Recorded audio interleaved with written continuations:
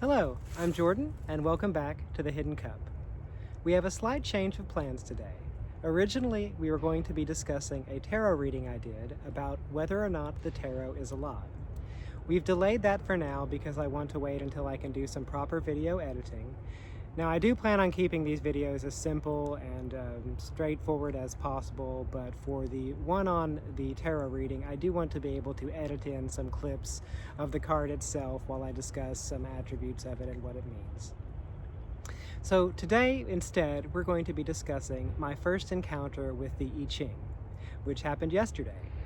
So a little bit of background. My favorite tarot deck is the Heindel Tarot by Herman Heindel, and he incorporates I Ching hexagrams on the pip cards for the minor arcana.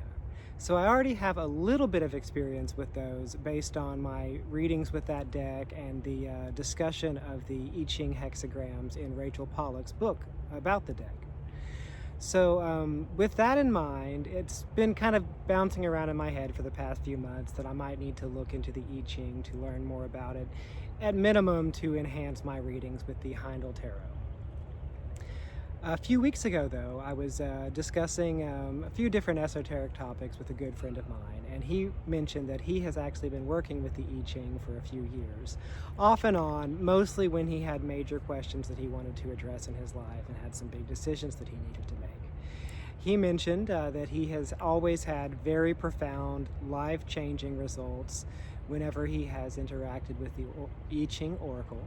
So that kind of stuck in the back of my head and made me decide that I would accelerate my plans to engage with it myself. Also, in my tarot readings, it frequently comes up, very often. Rachel Pollack mentions it in her books, Benable Wynn mentions it in her book on the tarot as well. So I just keep running into these ideas and getting more and more intrigued. So finally I decided to go ahead and purchase Benable Wynn's book on the I Ching. I started reading it a week ago and just started out working my way through the parts about the history of the I Ching, backgrounds on scholarship and the way it's developed over the past 2,000 or 3,000 years. Very fascinating stuff. During that time I did a reading with the Heindel Tarot, asking what I most needed to know right now, focusing on moving forward with my spiritual development. And I did a 3-card spread, and one of them had an I Ching hexagram on it. And for the first time, I really had the hexagram call to me. It was the part of the card one of the parts of the card that seemed to speak to me very strongly. So for the first time ever, I actually made a note of the hexagram in my tarot journal, as well as the brief meaning of it as given by Wilhelm, one of the early translators. He describes a hexagram 52 as keeping still. And that does seem like a good message for me. It's something that I have struggled with. I am a very active person. My mind is always racing. I do have trouble sitting still. I do have trouble with meditation, especially calm abiding meditation, where the goal is to clear your mind and cultivate a sense of tranquility and inner peace as you let all of the other thoughts exit your brain and just find out what can be found in the stillness of consciousness. So that's something I took to heart a little bit. I wasn't quite sure what to make of it, but I did make a note of it, and I recognize that that is something that is important for my growth going forward. I continued reading Benable Wynn's book on the I Ching, and yesterday I got to a section where she concluded by saying, we know enough now that it's time for an introduction to the I Ching.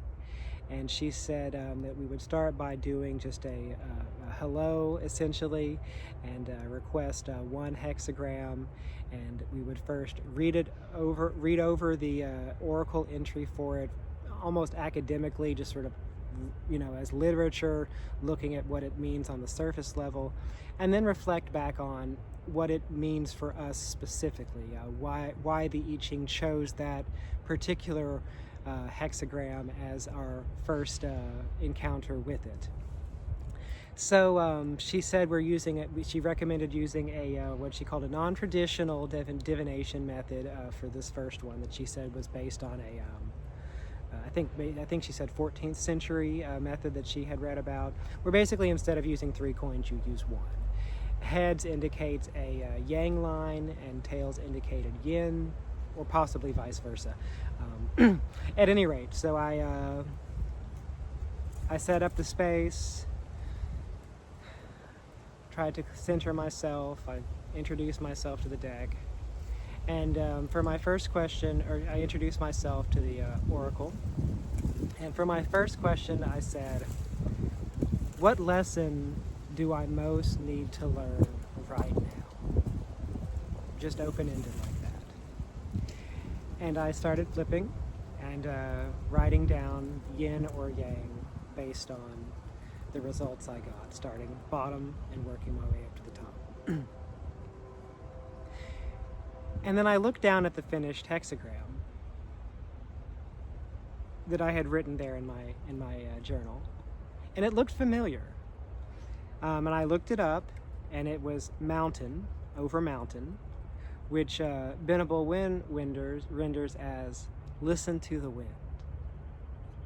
And then I looked down at the hexagram I had written in my journal, and a few lines above was the only other hexagram I've ever written in my journal, the one I got from the reading with the Heindel Tarot last week. The same hexagram. Mountain over mountain, hexagram 52, which Wilhelm gives as keeping still, and Venable Wind gives as listen to the wind. The single most important lesson for me to learn right now, according to the I Ching, is to find that inner stillness, to find that peace, to learn how to actually clear my brain of thoughts, to actually sit and abide with the world around me. Not reactively, not feeling like there's something I need to do, not as a goal-oriented process, but simply be still and listen to the wind. And first of all, the synchronicity of having the first 2 hexagrams that I've ever written in my journal be exactly the same. Receiving the same message just 3 or 4 days apart from my favorite tarot deck and what is widely regarded as the most powerful oracle available to human beings, the I Ching. And it's also kind of very impactful, because I know from what I've read that the I Ching generally prefers not to repeat itself. The tarot is more than happy to give you the same lesson with different cards over and over again until you get the message. In fact, I think it seems to enjoy finding new and creative ways to tell you the same thing to try to get through. But the I Ching generally has a little less patience than that, and if it feels like you're being disrespectful by not accepting its recommendations, it won't keep telling you the same thing. It'll actually say stop asking. It'll give you hexagrams that indicate that you're engaging in folly and should not pursue further. So although it wasn't the oracle itself directly repeating itself, the fact that it communicated a hexagram to me through the tarot and then a few days later gave me the exact same hexagram really does seem like a very, very clear message from the universe that this is what I need to be working on right now. So I am taking that to heart. I am trying to spend more time actually sitting in silence. I've made some progress this past year, spending more time reading, spending more time engaging with the tarot, starting to make these videos, but I'm still spending very little time just sitting in stillness, either at home or in nature. And both the tarot and the I Ching have now told me that is what I need to prioritize right now, is that being still and listening to the wind. So I'm going to make that my focus for at least the next few weeks. I'm going to try to spend more time in nature without an actual goal in mind, without necessarily filming a video like this. And instead, I will focus on listening to the wind and hearing what it has to teach me, clearing my heart, clearing my mind, and seeing what surfaces, and either engaging with what surfaces or letting that go as well until something else surfaces, and on until I have cleansed myself of, all of that psychological baggage, all of those distractions. And I'm going to work on getting myself to where I can stand firm like a mountain, as they say in hexagram 52, that I can be that source of stability and constancy in the lives of my loved ones and the people around me, and for myself as well. And this also ties in with something I've picked up from another hexagram, hexagram 51, which is the reversal of hexagram 52, which is rising, thunder over thunder. And the message I've been given from that one is that I need to focus on being the eye of the storm. So, in chaos, I can be the stability, the point of rooting myself in what's unchanging and what's constant. But even more so, be the mountain, be that firm foundation, first of all, on which I can build anything in the future. I need to first focus on being a foundation for my future growth, but also for my own life, for my own benefit, and for the benefit of the people around me. As with the world the way it is right now, and with the energy at play, we need stability, we need calm, we need peace. And I'm going to work on cultivating that in my own life, and see where that takes me. So that's the journey I'm on right now, and I will keep you updated on my progress. I will probably film a video, as promised, sometime in the next few days, discussing my tarot reading and whether the tarot is alive, and I will post that as soon as it's finished as well. But for now, this is the one we have for Monday, and I hope you've enjoyed it. Thank you. Have a wonderful week.